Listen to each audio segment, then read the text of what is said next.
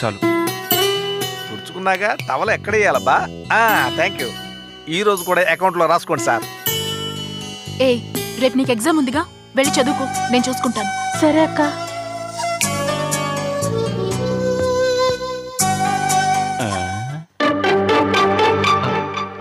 వీడేమిటి పెద్ద ఎడ్యుకేటెడ్ లాగా పేపర్ చదివేస్తున్నాడు, బొమ్మలు చూస్తున్నాడు అనుకుంటా. సార్ ఏంట్రా? ఊరంతా మీ గురించి గొప్పగా మాట్లాడుకుంటున్నారు సార్. ఏమని? మీరొచ్చాక ఈ లాడ్జ్ డెవలప్ అయిందంట, కస్టమర్స్ ఎప్పుడు ఫుల్గా ఉంటున్నారంట, తొందరలోనే ఈ లాడ్జిని 5 స్టార్ హోటల్ గా మార్చేస్తారని చెప్పుకుంటున్నారు. అవును సార్, మాటలా. దీనంతటికీ కారణం మీ దీక్ష పట్టుదలే కదా. ఈ లాడ్జ్ కోసం రేయింబవళ్ళు తెగ కష్టపడుతున్నారు.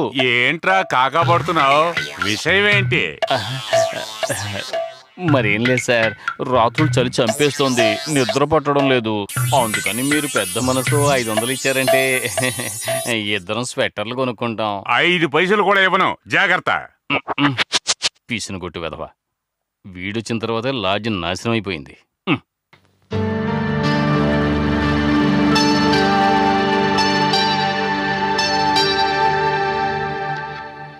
అమ్మా, గ్రైండర్లో పిండి నలిగిందో లేదో ఒకసారి చూడమ్మా. ఉండు, వెళ్ళి చూసొస్తాను.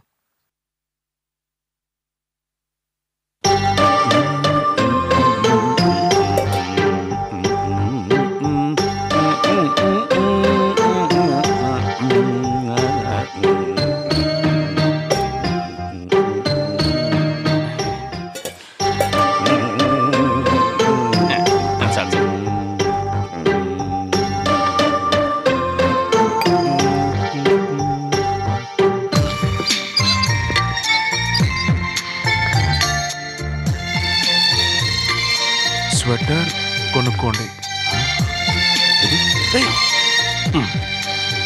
ఏం చేస్తున్నావురా? ఊరుకో, ఇందులో కూడా ఉందా?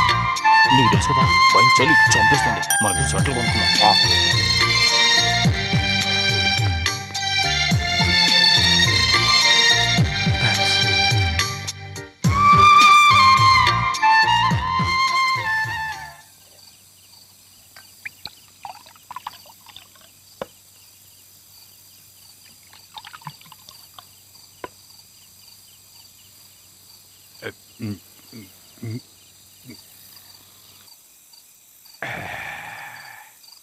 కరెక్ట్ గా మిక్స్ చేయడం కూడా నీకు తెలియదురా. నీ మొహానికి ఇదే ఎక్కువ.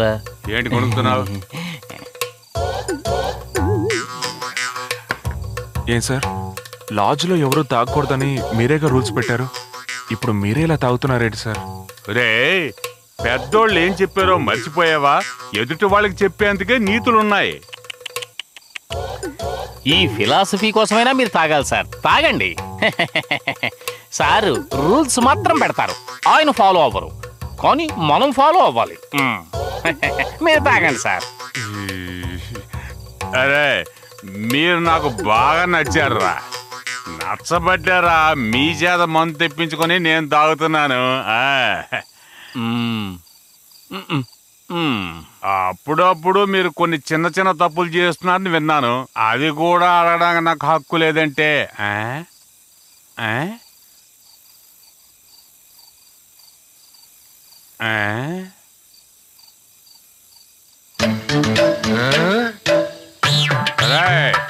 షట్టర్లు కొనుక్కోవడానికి డబ్బులు లేవని సాయంకాలంలో డబ్బులు అడిగారు కదా, ఇప్పుడు ఎక్కడి నుంచి వచ్చారా డబ్బులు?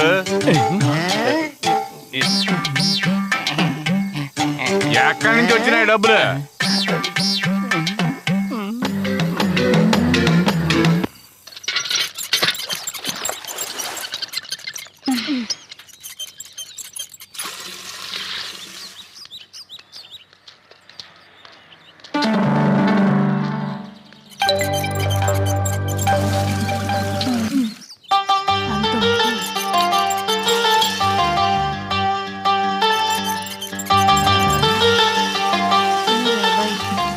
ఏంట్రా ఇది, మెంటల్ కుటుంబంలా ఉంది.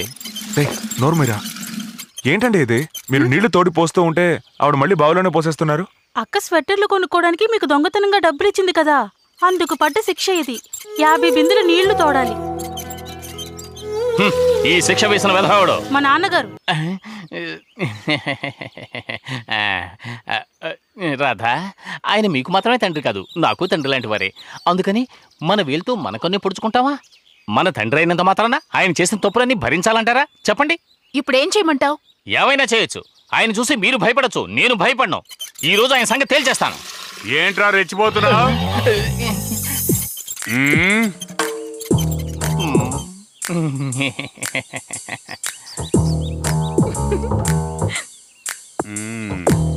ఏంట్రేవో కోతలకు వస్తున్నావు? ఏం లేదు సార్, మీరు రాధకు వేసిన శిక్ష గురించి చెప్పింది చాలా కరెక్ట్ గా వేశారు సార్.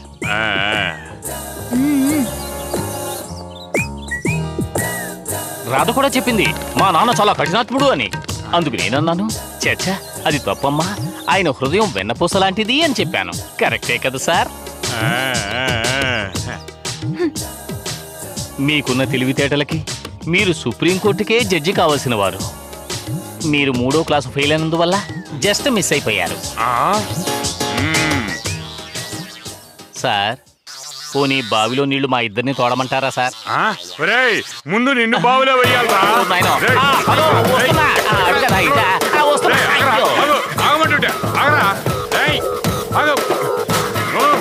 ఏం చేస్తారో చూడు. హలో కానీ ఇవ్వండి, నేను తోడతాను. అయ్యో మీకెందుకు శ్రమ? నా వల్లేగా మీకు ఈ పనిష్మెంట్. మీకోసం నేను తోడకూడదా? అయ్యో వద్దు, మీరెందుకంటే నీళ్లు తోడ్డం? అరే ఇవ్వండి, మీకోసమేగా. ఇందులో ఏముంది?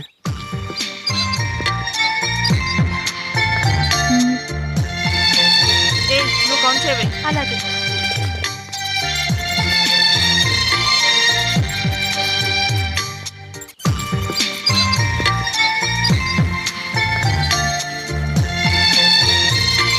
అరే ఇవ్వండి, మీకోసమేగా.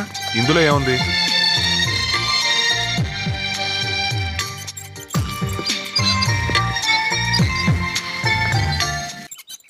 నేనింతవరకు ప్రొడ్యూసర్నే చూడలేదు.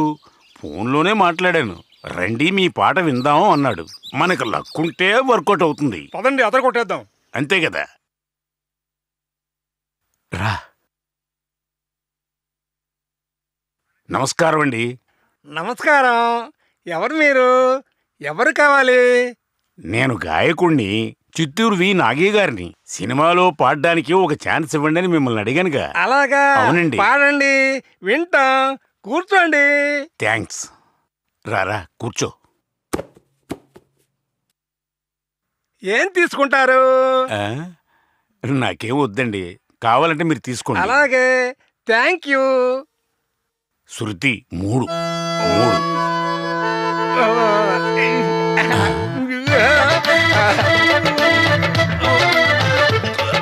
మరి టేస్ట్గా ఉంది.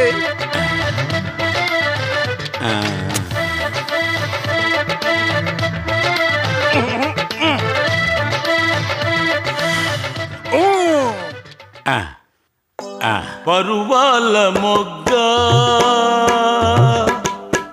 నీకింత సిగ్గా కుదిరింది తోడు, దొరికింది తోడు. నీవన్నే కాడు నేడు నీ కోసం వచ్చే చూడు. నీవన్నే కాడు నేడు నీ కోసం వచ్చే చూడు. నా మనసే నీకు కానుక ఓ చెలియా. పరువాల మొగ్గ నీకింత సిగ్గా. సార్, నా పాట మీకు నచ్చిందా సార్? భలే నచ్చింది. సూపరు. ఏమిమ్మంటారు? సార్, అడ్వాన్స్ ఇస్తే ఎంత? 1000. చాలా ఎక్కువ. 500. తట్టుకోలేరు. జస్ట్ 5. ఇదైతే ఓకే.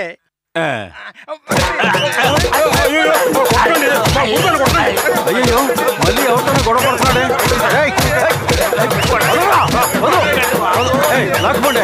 లాక్కుపోండి. ఎవరయ్యా మీరు? సినిమాలో పాడడానికి ఛాన్స్ అడిగితే రమ్మన్నారు. పాడినంతసేపు బాగానే విన్నారు. ఉన్నట్టుండి నన్ను చావబాదారు. నేనయ్యా ప్రొడ్యూసర్ని. వాడు నా కొడుకు. వాడు పిచ్చాడు. అయినా మీరేంటి సమయం సందర్భం లేకుండా పొండయ్యా బయటికి. సార్ మీరు గనక నా పాట ఒకసారి వింటే. ఏయ్ మర్యాదగా వెళ్ళిపోండి, లేదంటే నా ఆఖరి కొడుకుని పిలుస్తాను. వాడు వీడికంటే పిచ్చాడు. వాడైతే నీ గొంతు కొరికేస్తాడు. అయ్య బాబు, చూస్తుంటే వీడు కూడా పిచ్చోళ్ళ ఉన్నాడు. రారా పారిపోదాం.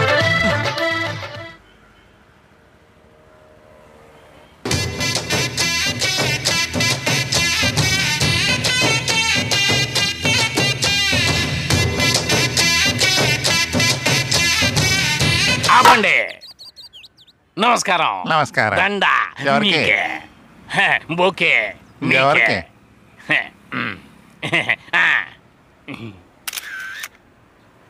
అవును, దండలేస్తున్నారు ఎందుకు? ఫోటోలు తీస్తున్నారు ఎందుకు? ఎందుక? నేను ఈ రోజు పెద్ద కోటీశ్వరుని కావడానికి కారణం మీరే కదా. ఏమంటున్నారు? నాకు 90 ఏళ్ల వయసున్న ఒక తాత ఉన్నాడు. ఈ ముసలాడు ఎప్పుడు చచ్చిపోతాడా, ఆస్తి రాజు వెతికి ఎప్పుడు వస్తుందో అని ఎదురు చూశాను. వాడు చచ్చే సూచనలే లేవు. ఒకసారి ఆయన రోడ్డు క్రాష్ చేస్తున్నారు. అప్పుడు ఎదురుగా భయంకరమైన స్పీడ్ తో ఒక లారీ వచ్చి ఆయన గుద్ది అయ్యయ్యో భయంకరమైన డ్యామేజ్ అయ్యింది. మీరు అనుకున్నట్టుగా ఆయన బాడీ కాదండి, లారీ బాడీ. ఆయన సేఫ్ గా ఇంటికి వచ్చేసారు. అంత స్ట్రాంగ్ మ్యాన్. అలాగా, వెరీ ఇంట్రెస్టింగ్. ఇలాగే ఉంటే నేను చచ్చిన తర్వాతే వాడు చస్తాడేమో అని అనుకున్నాను. చివరికి మీ దయ వల్ల నేను ప్రాణాలతో ఉండగానే ఆస్తత్వం నాకు దక్కింది. ఎలా? ఏమీ లేదండి, లారీ గుద్దునా సరే గంభీరంగా నిలబడ్డ ఆయన పోయిన వారం కొద్దిగా తలనొప్పి వచ్చిందని మీ దగ్గరకు వచ్చారు. మీరు ఆయనకు ఒక లేహ్యం ఇచ్చారు. మధ్యాహ్నం ఒక స్పూన్ లేహ్యం ఆయన నోట్లో వేసుకుని పడుకున్నారంతే. సాయంకాలం మ్యాటర్ ఓవర్. ఆస్తంతా ఆటోమేటిక్ గా చేతికి వచ్చేసింది. ఒక చిన్న ఫీలింగ్. మీ గురించి 25 సంవత్సరాలకు ముందే నాకు తెలియలేదు. తెలుసుంటే మా తాతయ్యని అప్పుడే మీ దగ్గరకు తీసుకొచ్చి ఉండేవాడిని. కొంచెం లేట్ అయింది, పర్వాలేదు. మీరు చేసిన ఈ సాయాన్ని నా జీవితాంతం నేను మర్చిపోలేను. వస్తానండి. వాయించండి.